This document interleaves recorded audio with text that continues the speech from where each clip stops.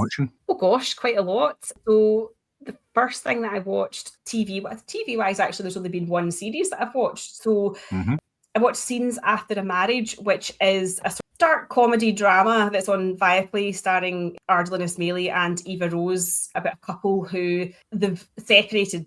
She wants divorce more than he does, and these 8 episodes take place over the series of a few months where they're dropping off and exchanging their 2 kids.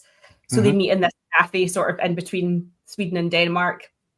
And it's about the conversations that they have like in this cafe. And some of it's really funny and some of it's kind of bittersweet, and it becomes kind of chaotic at points as well. But it was a really good series, actually. And the episodes were only like 20, 25 minutes. So you absolutely just flew through them as well. And really, really good performances as well. Some of it, as I say, was really quite funny and quite chaotic. And other times you were just like, oh, that's ripped out my heart. That's awful. So really, really enjoyed that. I mentioned that I had watched Gone Jam Haunted Asylum for our Final Girls meetup. That was about a bunch of YouTubers who decide to go and visit an abandoned asylum, which I found out after the fact is a real place, a real building that exists in Korea.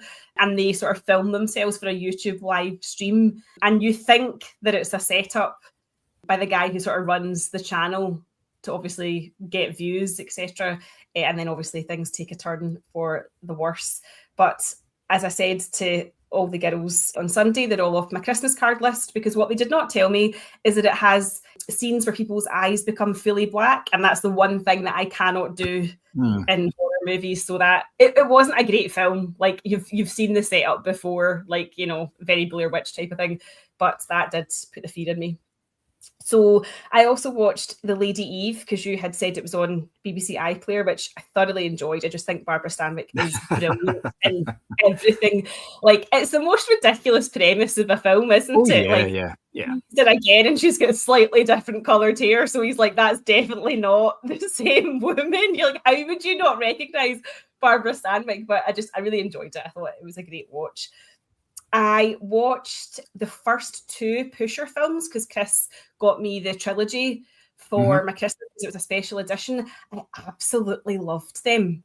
Like, I thought that the first one almost feels like a documentary. Like, the cinematography and the editing is kind of wild.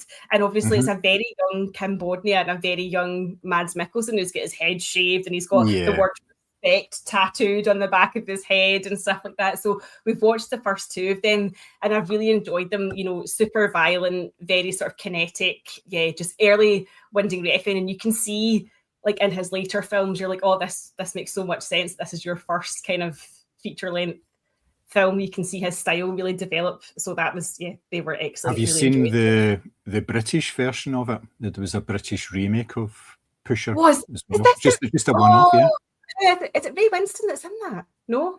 I can't remember who's in it, but I feel like I've seen the poster for it, but not the film. Yeah, it's actually okay. It's a reasonable remake of it. Yeah, it's obviously not as good as the original, but it doesn't do it a disservice. It's still very watchable. The British one, if you can find it somewhere. It was years and years ago I saw it. Can't remember where I saw it. Probably Film 4 or something like that. But yeah.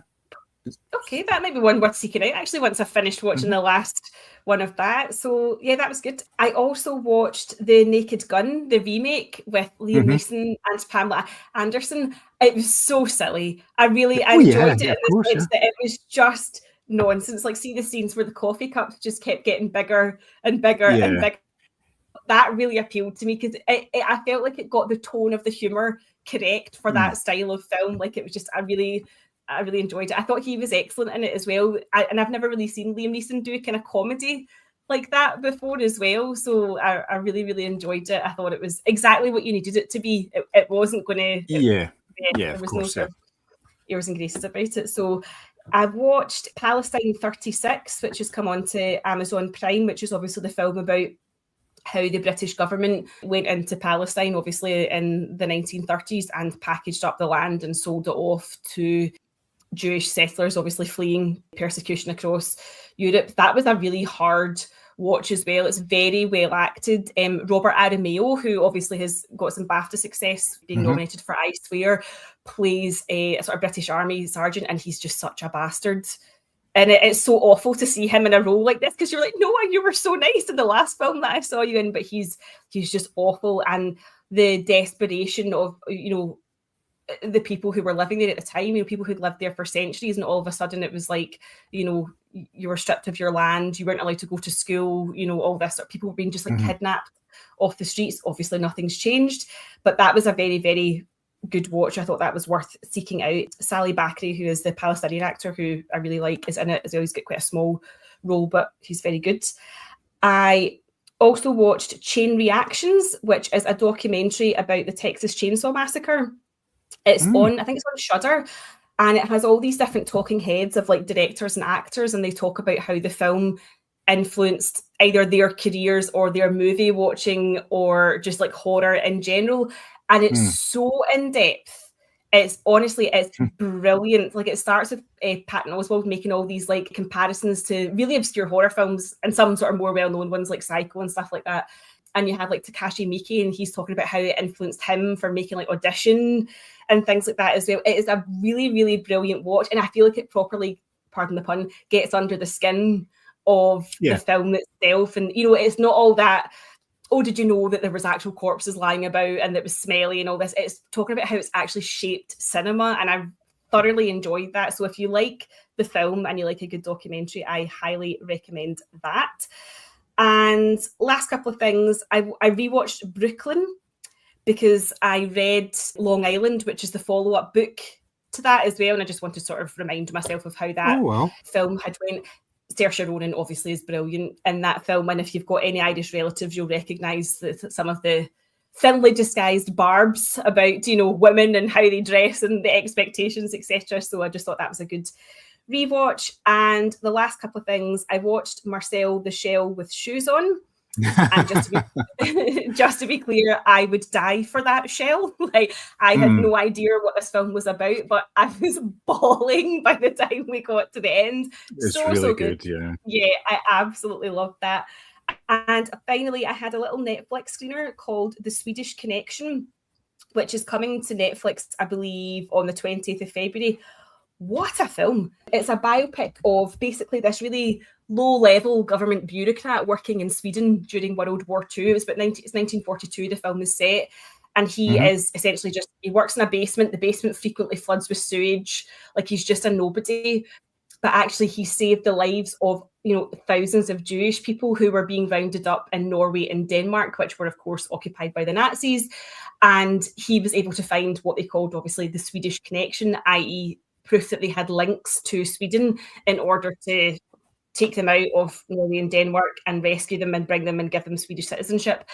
And he was totally reviled by the government at the time, who thought he was wasting his time because they all thought Germany was going to win, but obviously nobody was allowed to say that out loud. But he worked tirelessly to bring these people to safety. And he's just like, a wee cardigan wearing, well-spoken man whose wife needs to start the car because he's not got enough sort of like oomph about him to actually do it. He was just this kind of nobody, and he never spoke about all the work that he did. But as a biopic, I thought it was excellent. It was it reminded me of sort of like Armando Iannucci in style. So it was quite like offbeat and jazzy and kind of quirky in some parts, but at the heart of it was this really, really serious story. So I thought it was really well done. So worth seeking out when it comes to Netflix later on this month. Nice. Good choices. Yeah. All good. Myself, I've seen a decent amount of films actually over the last couple of weeks because there's been quite a lot of stuff coming out of the cinema. So I saw H is for Hawk, which is... Oh, that was a book! Yes, it was a book, yes. And it's obviously been turned into film now as well, about a woman who is grieving the loss of her father, and she goes into depression and everything, and the way she thinks about getting out of it is taking up hawking again. She was involved with these sort of birds of prey when she was younger, and she gets this goshawk that she wants to train up, and the goshawk apparently is one of the sort of more fierce of the birds. Not that any of them are like nice and gentle, but these things they're not pets that you can't. They don't bond with you in any way. They're predators, They're basically just looking for meat all the time, but it's how she comes to terms with all that. And it's really nice. It's a really good film. Claire Foy is in the main role in it. Right. And I kind of thought it would be like, it's like one of these ones. It's like it's very sort of English in the story. Like, she's a lecturer at Cambridge or Oxford, I think it's Oxford, and So you're kind of thinking, oh, is it this kind of story? But no, I mean, it really gets kind of gritty in the way that it tackles her descent into her depression, and sort of like, obviously it's all mental illnesses and everything as well, because she's just sort of untethered, if you like, because she doesn't really, she was very close to her dad and spent a lot of time with him, and they did a lot of things together. And he was a reporter and a photographer for a newspaper, so he was curious about everything, and it had like a really big effect on her and everything. So yeah, that was a kind of a nice way to sort of start the week. Followed up watching Saipan, which is the film about the Irish World Cup. Is that good? It is actually pretty good, yeah, because it tells it from the perspective of the two sort of principals. It's obviously Roy Keane and Mick McCarthy. Mick McCarthy was the manager of the Irish football team at the time, but he's English, but he played for Ireland because, as you would probably remember, there was a period, 80s and 90s, where they changed some of the rules, where you didn't actually need to be born in the countries. Your grandmother could have been born in the country. So all these people who, in one sense, critics would say, well, they're not good enough to play for their national team, so therefore they're what do they call them? Plastic paddies. That was the term that they used for the Irish ones. So there's a bit of conflict there. And obviously in the build-up to their World Cup in Korea and Japan in 2002, they based themselves in Saipan, the island of Saipan. And it's a complete disaster from day one. They've done everything on the cheap. The hotel's crap. The food's rubbish. Their training facilities are really bad. They don't have any footballs to train with. God. And Roy Keane and Mick McCarthy didn't get on anyway, so it's just all comes to head. And he wants to do the best and like obviously train and be prepared, whereas with everybody else, it seems to be it's all about a big party and everything. So it's their conflict, and it's based on actual events, but it's all completely dramatized. There's a screen flashes up that starts saying this is entirely dramatized, and then it says based on a true story, and you're kind of going, well, choose one or the other. They're trying to avoid being sued, I think, more than anything else. But a lot of it was reported at the time, so there was an awful lot of press interest and everything, and all that. So yeah, and it's good, and it's not really about football. It's more personalities and conflicts and lack of communication with a background of football. We don't see football matches or anything like that. It's all based around time and hotel, which was actually all right. I saw Nouvelle Vague, the Richard Linklater film about Jean-Luc Godard making a Bout de Souffle, or Breathless, whatever you want to call it. It's a weird film because it's in black and white. It features all the principals. Oh, and it's in French as well, completely in French, obviously, because it's full of French people. So therefore, it's French, and it's an interesting film because the way that Godard went about making the film was very sort of guerrilla tactics. He would film on the street. He would come up with scenes off the cuff. He was, he had an idea, but he would say, no, we're going to change this, and we're going to be doing that. We're going to, and he would change things, how they were actually going about it and all that. And he would speak, it would almost like he was speaking in riddles. He'd be speaking in quotes and metaphors and all this kind of thing all the time, as if he was on screen all the time, as if his life was a film. But that, you get that because some people think that they're the centre of their own sort of drama, and therefore, their own show. So it's that kind of idea, but it is kind of weird, and it gets a wee bit weary with Godard spouting shite all the time, basically. But it's an interesting enough film to carry it through. I did enjoy it in that respect, and it's been getting a lot of plaudits because of that. And it is beautifully shot. It's shot and it's made to look as if it's a film that has actually been made in the 1960s. Like everything about it, all the scenes. I know there must have been a hell of a lot of CG done on it, but you get scenes where there's two people. Like I think it's set in there's a scene set in Cannes where it's Godard and his producer, and they're talking about getting money together and all that. And even like in the far distance where you see cars, it's all period cars. Rather than having nothing there, they have all this stuff there, and obviously that's been manipulated in a certain way because you can't there's no way you can recreate these sort of scenes with 60 years on, but it looks really good and it looks authentic and it looks sort of grainy and all that as well, like proper sort of like cinema from the time and all that. And it focuses on all the sort of the main principles, the actors and everything that was involved in it, and how like some of them weren't really actors.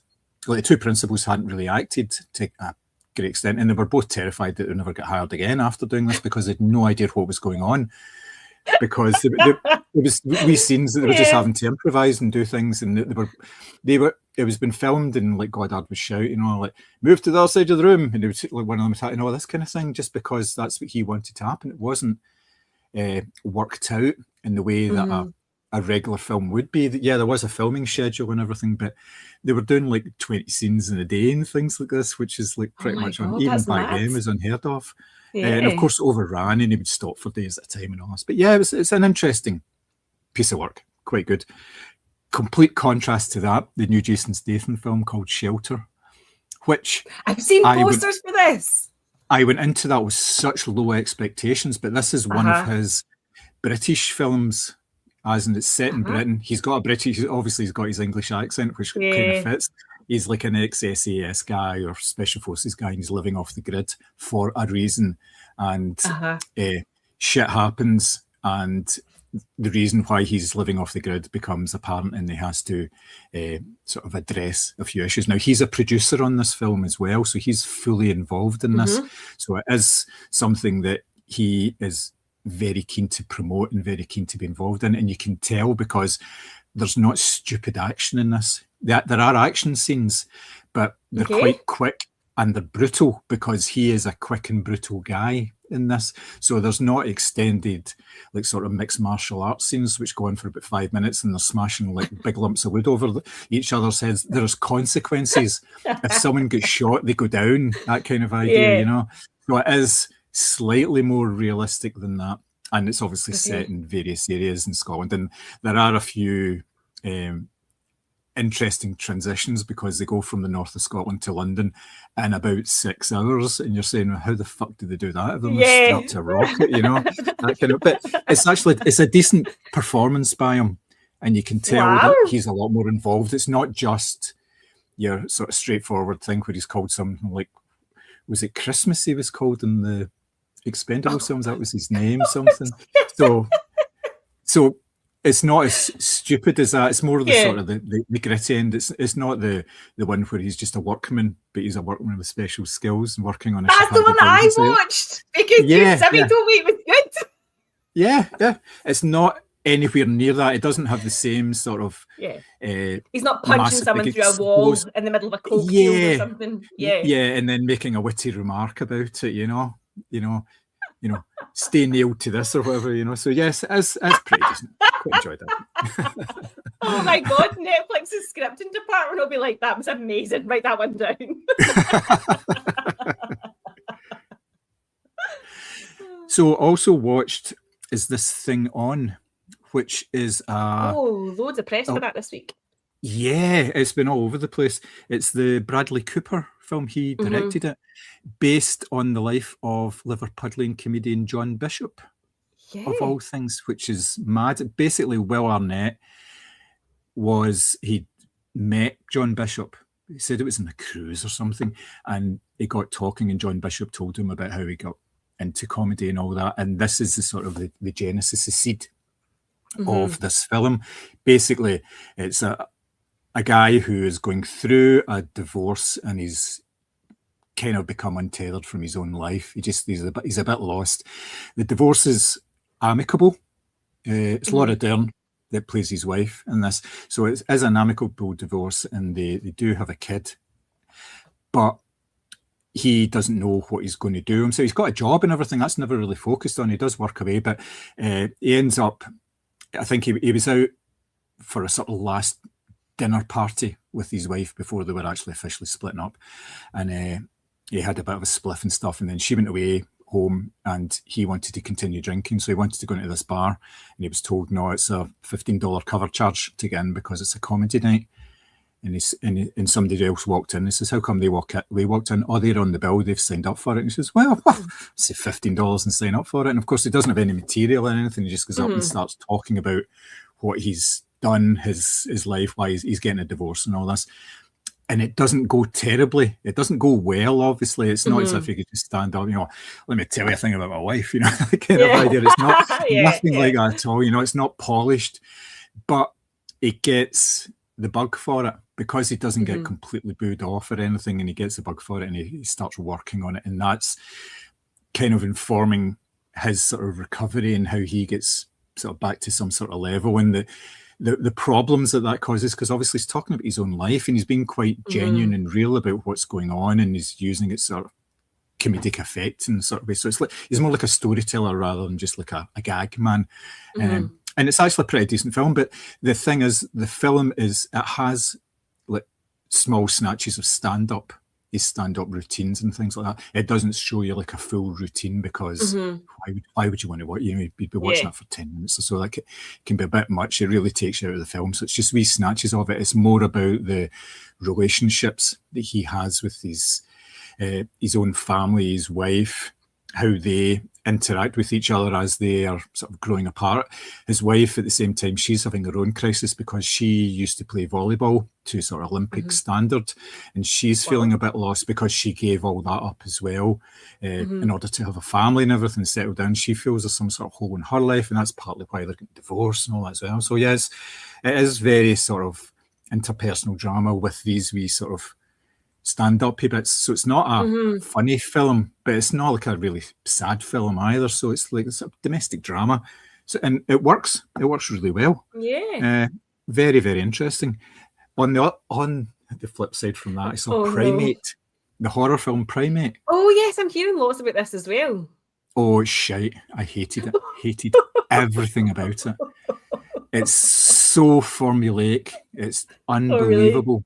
Yeah, it's basically monkey gets rabies. Monkey, who is part of a family for a number of years, so therefore integrated with the family. The wife, who is a zoologist and a linguistics expert, she was the one that looked after the ape, the monkey, and she dies. So there's a sort of bereavement element to it about the family. It's the daughters and the father. And the father's death, so therefore it's all sign language, therefore he can talk to the monkey and all that. And of course then the monkey eats something it shouldn't, gets rabies, goes fucking nuts, tries to kill everybody. And it's like, okie dokie. And it's just, you know the order of when... Yeah, oh yeah. And it's just, you know exactly what's going to happen. You know exactly the order it's going to happen, and you know how it's going to end, and you know who's going to survive until the end. And it's just waste of time. Really, does it set itself up for a sequel? No, actually, it doesn't. Oh no. Although there's potential, I suppose. No, there is actually potential because they live in Hawaii, and there's no rabies in Hawaii, but somehow the animal that the monkey ate has rabies. So where did that come from? Will that mean that there's going to be other cases of it? And of course, with rabies, it's like a fear of water and aversion. And of course, they've got a big fuck-ass swimming pool that's hanging off the side of a mountain. So, so yes, it all plays into that as well. So yeah. You're not selling it to me, Sean. No, well, I'm not trying to. That's the thing. I watched The History of Sound. Don't know if you've seen that. Oh, I've seen posters for that, but I've not actually seen it. Paul Mescal and Josh O'Connor. Yes, yeah, it's two young sort of music students who travel into the sort of the backwoods of the United States in order to record songs using very sort of, obviously if it's the 1920s, they're using sort of very primitive recording equipment. It's like wax cylinders that they record things on. And it's their relationship between the two of them and how they are obviously trying to preserve music and history that is disappearing as they speak, because at the same time, like, communities have been devastated because land's been taken away from them and all this sort of thing for other reasons and stuff, and authorities are wanting rid of these communities. And, you know, and a lot of it's all oral history. There's nothing really written down about it. So it's all everything's done through song and everything. Really beautiful film, really, really good performances. Paul Mescal is always absolutely fantastic. Josh O'Connor again, and it's complex as well because of their own family situations. You delve into all that. So you're basically following Paul Mescal for his character for the whole film, because he comes from sort of a rural background, and he is one of these people who is able to see sounds. He associates colours and smells and tastes, with sounds and everything. So it really brings him to life. He in a way he describes it as he thought everybody had that because it was the same, but no, he's one of these few people that's actually got this. So he's like, everything to do with music is really about him, and it's really just sort of his story and his interactions with the other guy and everything, how they form a romantic relationship in a period where this was very much frowned on. Society was very, very rigid in those sort of times. So yeah, that was excellent. Really, really enjoyed that. So yep. I don't know if you're aware, but there is a Ukrainian folklore universe being developed. No, I'm not aware. No, they're basically, there's a studio in Ukraine which is creating a series of films, horror films mainly, which are based on sort of Ukrainian folklore and all this, but bringing it into the modern day. So basically, there's two sets of bad guys in these films. It's all the sort of mystical elements, the horror elements, and there is also the Russians, because they're obviously complete bastards as far as the Ukrainians are concerned. So there was one about The Witch, The Return, which was about a year ago or so, which I haven't seen yet, but there was a film called The Dam, which had come out maybe just a couple of months ago, and it's about this underground bunker where the Russians were carrying out experiments on people in order to try and make sort of super soldiers, which went horrifically wrong and ended up making zombies and all sorts of shit. But then because that failed, and they basically flooded the whole area with water, making a dam in the area, so it was all underground. And then when the Russians attacked Ukraine, one of the things they did was they blew up the dam, therefore exposing all this ground again, and somebody went down and found what was going on, and people disappeared and things. So Ukrainian soldiers are going down to try and find their comrades, and they find all this stuff that's been going on, and basically zombie type horror film. It's actually all right. Some of the CG effects are a bit ropey in it, but it's actually a reasonably interesting film. You're not going to be surprised by it, but I've given it a lot more breadth than Primate, because Primate should really do better. It spent an awful lot more money on a lesser product, but the idea behind this is really good, and there's sort of supernatural forces. There's a woman who is able to see snatches of the past and the future, and this is something that's a generational thing. She got it from her mother and her grandmother and all that, and these people were regarded as being sort of outsiders and witches and things. So it's good. It's actually a pretty decent film. 90 minutes, zips in and out, lots of gore, lots of blood. So yeah, it was all right. So I kind of enjoyed that. And there is a teaser for the next film in the series, which we're going to be doing as well. So yes, all good stuff. I also watched Lost Bus, Never heard Apple. Of that. It's the one on Apple. It's about Paradise, the fires, the forest fires in Paradise in the States. It's Matthew McConaughey trying to rescue a bunch of kids. It's actually a pretty good film, actually, because they used an awful lot of practical effects in it rather than CG, because they got this big, I think it was an industrial complex that they got. It was like abandoned, so they could do what they wanted with it, and they were able to put in sort of gas pipelines and use that to create all the flames and stuff, because obviously they had to be very careful that they didn't set fire to the surrounding areas when they were making the film as well. So it's all to do with like sparks and obviously like these embers floating about, and that's what sort of lights up other fires, whereas you can control it if you're using these sort of gas pipes and things like that. It's not quite the same, and obviously they put in things like smoke and all that, they add all that in, but it was pretty good film. It was obviously about forest fire starts and it gets completely out of control and people have to get evacuated from areas, and then there's a school with about 25 kids that are not getting picked up by anybody, so therefore one of the school buses needs to go and get them, and it's all basically that. It's meant to be a 10-minute journey to get them to like a drop-off point, and they can't make it because the fire comes in and they have to reroute through like all sort of forest areas and all sorts of stuff.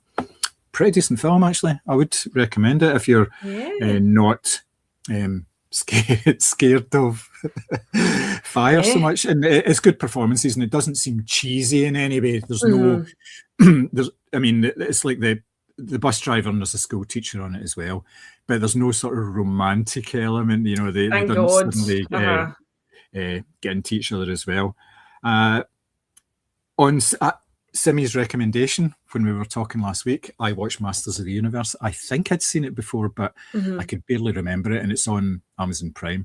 It's cheesy as hell, and it's really kind of silly, but it's actually a pretty decent film. I enjoyed watching it. It is kind of crazy, and like Simi said, obviously at some point they ran out of money because one of the scenes at the end there's very little lighting on it, and there's no other extras and things. So, But yeah, that was okay, I suppose. I kind of enjoyed that.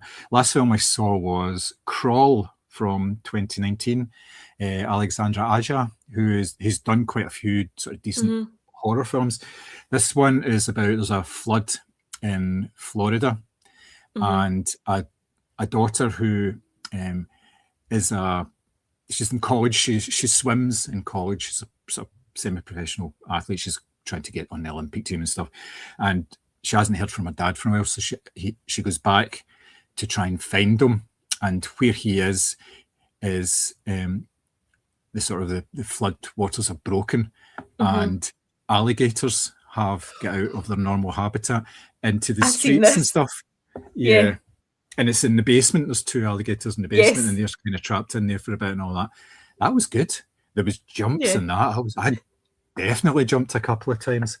In that one, I was like, fuck's sake, I didn't expect to. I have seen that. I don't think I saw it at the cinema, but I can't swim. No. So it just, and Chris has a fear of like open water because he's like, you never know what's in there. And I think that's case in point in that film. Yeah, it's just really, really weird. I'll only mention one TV thing because, well, I've been speaking for ages. It's a comedy on Netflix called Bad Thoughts. It's this series, the programs are like 15-20 minutes long. It's a guy called Tom Segura, who's a stand-up comedian, and it's these sort of setups where everything goes horribly wrong, and it's really you're kind of going when you're watching it because it like kind of goes to extremes of these situations. Like I'll give you a quick for instance without actually going into the details. One of them is it's a hitman working for an unnamed agency, and he is going on a job where he has to kill somebody. This guy wearing the white suit, Panama hat, and the eye patch, and it's his monologue, and he's saying, you know, I've only got 2 rules: I never kill women and I never kill kids, and all that. And he's doing this while he's lining up the shot, and of course he takes a shot, and a waitress goes in front of the guy who's actually, and he shoots her, and he's like, fuck. You know, and up to that point, it's like a bit like a sort of serious spy thing, and then it just completely flips in its head from there. And it's really, really crazy, like the way that one goes. It goes to places that you do not expect it to go. And then there's like other sort of like, it's like 5-6 minutes each one. And the reason I saw it was because I saw a clip. It's a Facebook reel of one that's about a school show, a kid doing a school show, and you're just going, oh my god, oh Jesus, oh, you know. So I would recommend you watch it. You will be going, oh, for fuck's sake, that's unbelievable. And it's only like 6 episodes of it, and they're all maybe 15-20 minutes at the most. And it's you kind of going, it's like same idea as when you're watching The Office and you're going, oh my god, make us stop. Yeah, exactly. Yeah, please just stop talking. Get out of the room, that kind of idea. And there's a few of them, and it's kind of littered with these sort of like well-known actors and everything, all in these various things as well. So yeah, it's pretty good. I just watched that. I watched like a couple of episodes of it. And I don't want to just sort of binge it, which I could easily do, because it's, you know, one that you really want to savor. You really want to like just totally get into it and just really enjoy it. But oh my god, it's Are you going to be chewing your own face by the end of it? Basically? Oh, definitely, yes. Oh, it's very much like that. So, yeah. So yes, that is what I have been watching. So that's loads. Yeah. Well, it's been a couple of weeks, obviously, as well, and I had the press screenings, which were 2 weeks ago. There was 2 of them as an extra one because there's so much stuff coming out. So it was quite good. Yeah, it worked quite well, and I was able to work time off and shit like that in order to actually do it. Whereas for the film festival, I'm going to be kind of struggling as well because I'm working on like a sort of big project, which is due to, and it's like sort of time sensitive, so it's due to finish at the end of March, thankfully for myself, obviously. Yeah. But this month is going to be kind of full on, so I haven't actually booked time off yet, so I'll need to kind of work that and see if I can actually get some of the time off in order to cover it. But I'll hopefully get at least a couple of days, and if I do only get a couple of days, I might just cover the first half of it, since you're going to be covering the more of the second part of it. It'd kind of make more sense if I was doing it that way. But I'll see how it goes. Yeah. You know. So yeah, I don't know. We shall see. So anyway, you want to start? I'm ready to go. I've already started at the start of my diary every year. I put my potential for top 10 films of the year. So this has been the first entry that's in it. So I'm very excited. Yeah, well, yeah, I don't think that's too far off the mark, to be perfectly honest. And when we actually listen back to some of the podcasts, I think what we've recommended for top 10s has usually maybe about 60% or so, and that's basically because there's a lot of stuff comes out sort of last minute. And you're doing a bit of catch up as well, but there's obviously a lot of sort of award contenders and stuff like that, sort of November, December time. So yes, yeah, and it's stuff that you don't get. You may read about them, but you don't get a chance to see them because it's like Toronto Film Festival or whatever, or Telluride or whatever, and you're going, when are we going to see this? You know, I suppose the nearest we get sort of satellite screenings or London Film Festival stuff when they show them, look at the DFT, that kind of idea. So yeah. Interestingly enough, they're doing it at the Glasgow Film Festival as well. They're showing films different places as well. So Sarah, who came up last year, who is Sarah's Popcorn Chat on YouTube for those that follow her, she came up last year, but she's actually going to do the satellite screenings this year, either in London or in Bristol. So it does obviously give people opportunity to see things. But as you say, like, you know, when you see something, it's come to Toronto, or you've maybe managed to grab a screening of it at the GFT, and you're like, and when is this going to be coming to Silverburn? Exactly. Yeah. Yeah. I know. Okay,